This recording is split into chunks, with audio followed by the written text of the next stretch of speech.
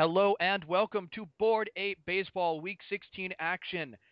The Tulsa, who the fuck is it this year? The Tulsa Roughnecks against the Wonder Weasels, with the loser going home, the winner still in the playoff race, and going to Week 17 action. With me tonight, the voice of Board 8 Baseball, X the Nemesis. Glad to be back doing this with you, Alec. It's been a long season for me, especially, but we're right down to the nitty gritty. It's basically playoff time. This is what we live for. This is where we get the Tiny Tempa song on there. Oh, I'm not gonna do that this time though. but yeah. So winner take all, I guess. Basically, well, more like loser takes lose nothing. all. Loser is all. Winner doesn't necessarily get anything out of this, but Hey, wait a minute. This is who are the teams here? The Tulsa Roughnecks. Oh, okay. So Boko's team versus football's team. Yes. Why does Rock change his team? Or I mean, not Rock. Rock didn't make the playoffs, did he? Rock Rock is either in the playoffs or he will face the winner of these two teams and Chris in a three-way battle for two spots. Oh God, I don't know who I want to lose or who I want to miss the playoffs more, Chris or Rock. And that one's clubbed deep to center field. Center fielder tried to get under it, and he does. These balls used to carry a lot further in previous real Power Pros games. Yeah, for sure. So who do we got on the mound today anyway, Alec? Tonight, our starting pitcher, we have Matt Garza will be starting for Texas, and he is on the mound right now. He's had a pretty good season, 1-1 with a 3.33 ERA, facing off against Jonathan, quote, ace killer Sanchez, unquote, who is 2-2 with a 5.83 ERA, having never killed an ace in his entire life. I don't get that one. Well, Boko dubbed him thusly, so. Well, that's Boko. I can't figure Boko out. I half the time I forget that he even has teams in this league. Has he ever made like a deep playoff run? It's okay. He's forgotten that he has teams in this league as well. He drafted so bad. Let's find out. I'm really tempted. He just logged on to Skype. I'm kind of tempted to invite him into this game and have him not be able to see the game that's going on. Oh my God, we could be giving him commentary. You should definitely do it. And that one is singled into the gap. He's gonna hold up at first. That was who? Kinsler? It was somebody. Who was it? It was somebody. You say that as I double check. And there's another single. It's into right field. So now this is whoever's the home team here. The Wonder Weasels have runners on first and second with nobody out, or with one out rather. Yeah. Wonder Weasels went to the LCS year one actually. And Boko, are you in this call now? That one's lifted. Blooped. Is it going to fall? No. There will be two outs here in the bottom of the first. So Boko currently in this call as we commentate his game. So Boko, you're either going to make the playoff or you're going to be, in the tiebreaker, or you're going to be going home. How does that make you feel? The Weasels are used to this position where they need a weasel in to make the playoffs. So I'm pretty confident here. All right. So Boko, in your position as, the manager of the Wonder Weasels, would you rather win or lose this game? I think I would prefer to win this game. I would usually think so, but you can never be sure with Boko. As that one's lined in the center field. Boko, just to give you an update, we were in the top of the second inning here. Your guy, Jonathan Ace Killer Sanchez, is on the hill. After a hitless first, he's just given up a single to somebody. Adrian Beltre of football's team. I remember I really wanted to draft Beltre and football took him. Bastard. Anyway, Sanchez strikes out whoever that was. So, these two teams both having some struggles in the middle of the year. Boko's team having a 4-game and a 5-game losing streak at separate times this year.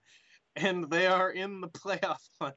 And Tulsa, on the other hand, at one point lost 6 out of 7. Sorry, But that's my Tulsa ringtone. won 3 straight to stay alive and to keep their playoff hopes alive now. They were, 3 weeks ago they were 3-9, and Oh, there's an error, and he still gets the out. Oh, that was close. so despite being 3-9 with 4 weeks to go, they could make the playoffs, which should tell you everything that you need to know about this league, right? I would be in the playoffs in this league. It is such a joke. And that one is a fair ball. So, wasn't there somebody on first? Or is that the last inning? That's going to be a double for Boko's. Okay, we switched innings here. That's why. Sorry, I was checking my phone. Anyway, Joe Mauer up. I remember Boko got Joe Mauer in a trade with Darunia after Darunia found out his stats were terrible. Wait, Joe Mauer's up? Yeah. No, Joe Mauer's on second. Oh, I'm sorry. Well, okay, just making point sure. stands. I'm like, shit, am I not paying attention? And Gabby Sanchez takes the walk, and now it is Johnny Damon who is going to be batting because apparently Boko had nobody else to put in that spot. And he promptly grounds into a 6-4-3 double play. So runners stranded on. Johnny Damon's a really underrated hitter. I think you're underestimating him a bit here, Alec. I would say that I appropriately estimated him, seeing as he just bat into a 6-4-3 double play. So far, my estimation is spot on. Although Johnny Damon might come back and hit a game-winning home run. So then how is your estimation as the ace killer strikes out whoever hits in front of Carlos Lee? Yes, so now we have whoever bats behind the guy who bats in front of Carlos Lee. who's behind 0-2. And Ace Killer gets him to line out to third base. So, some more interesting statistics on these teams. Tulsa Roughnecks, worst batting average in baseball. Wow. And they're in the playoff hunt. Yep, in the playoff hunt. They also has their pitching just been really good? Well, they have the second worst rotation in baseball, but their bullpen's average. What's this? I demand that if I don't make the playoffs, I get one of the playoff spots from the other league. Well, it's because not. You rigged it against. All right, dude. The thing is, this team still scored more runs than yours did. It's because you rigged it. You edited Pujols' stats. I know you did. Cabrera's, I mean, both of them. Dude, that is so much more effort than I would put in than screwing you. If I really wanted to screw you, I'd just keep re-recording the games until you lost. That's more effort. That would take more effort. I hate you, Alec. I should go on strike. Yeah. What are you gonna do if the voice of Board 8 Baseball goes on strike? You're gonna get 13 to replace me? Fuck, it's not like anyone else is gonna care except for maybe Chris. Oh, 2 outs here for the Wonder Weasels with Ryan Zimmerman up to bat. He has a single already today. Yep, Wonder Weasels coming into this game with a -6 run differential, which is sadly one of the better run differentials. It's right in the middle. Yeah, I was gonna say that doesn't sound bad. I think that might be better than mine. It is. Roughnecks come in at -14. But yes, wait. Wow. How does that work out? Okay, I was looking at the numbers and I was like, since when does 44 plus 7 equal 51? And then I was like, oh, always.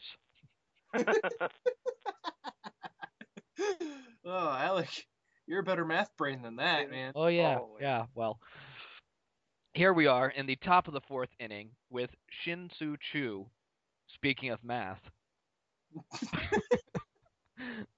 I feel that we have not had enough, racism in this podcast. We're dropping the ball, And Shin-Soo Choo couldn't add up that swing correctly. Mm-hmm. Anyway, Ian Kinsler's on first. He got a single before Choo. Choo. who's hitting 373 this year. So he probably has like half the batting average points for this team.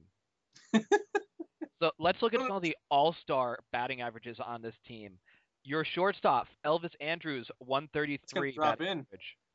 Your catcher, Kurt Suzuki, 130 batting average, replaced by the far better Jared Saltalamacchia, 194 batting average, and Rafael Furcal, 154 batting average. We Oh also my. have Raul Ibanez, 125 batting average, which got him replaced by Carlos Lee. Nick Swisher, wow, he had a terrible second half. He hit. And to think there are teams worse than this. Mm-hmm. Yep. And this is gonna be 2, maybe. Yep. There are Double teams worse than this. There is, in fact, one team worse than this. And would you like to know what team is worse than this? What team? Your world champion, Barrists. I was hoping they'd make the playoffs again and like get like Chris in round 1. And that's a strikeout. So Garza, wait, no. Yes? No? No. No, Jonathan Killer. Ace Killer Sanchez. Ace Killer gets into some trouble there, and sorry, these teams, their uniforms look the same, so I'm having a hard time keeping track. No, so you see, Garza is pitching for the blue ones that are with the gray, and Sanchez is pitching for the blue ones with the off gray. Yeah, yeah, and with our high definition camera work here, it's kind of hard to tell. Yeah, you can tell that all that advertising money from the last season went into new cameras. Your pocket.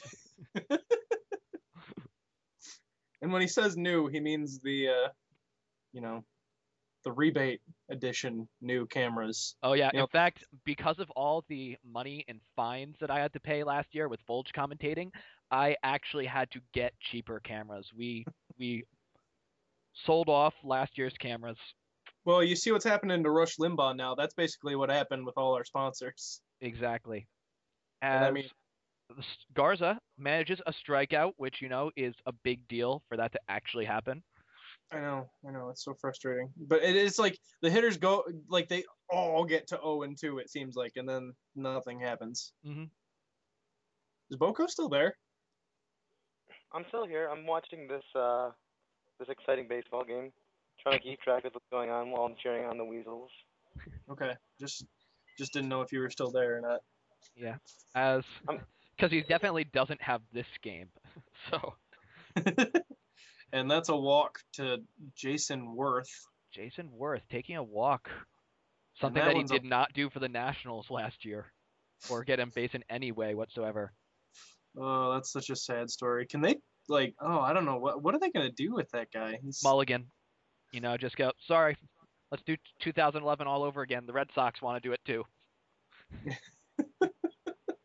So Paul Konerko, probably the best hitter on this team, hitting .290 with 5 homers this year. Maybe 6. That is back at the track, at the wall. See ya! Solo shot, and the Roughnecks, are up, I think. Thugs are up 1-0. Wait, what's their name? Roughnecks. Totally Not the Thugs. I don't know why I thought they were the Thugs. All right, the Roughnecks. I mean, it's the same thing, kind of. Roughneck, Thug. And that one's going to twist foul. But yeah, Konerko, that's his 6th homer of the year now? Yes, his 6th homer, which is, coincidentally, that's a very important number. Because if we look at our team stats, do you know how many home runs the New York Nemesis had this year? I'm going to say 5. 7 home runs this year, but which I bring up because the Barrists had 6 home runs this year. But I'd like to point out the Barrists didn't have a home run through week 8 and still ended up 1 home run behind the Nemesis. What the hell happened to you?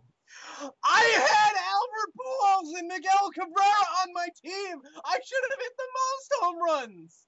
Well, let's look at how many home runs they combined for as the throwdown is not going to be. Are you taking in the Week 16 stats for my team already?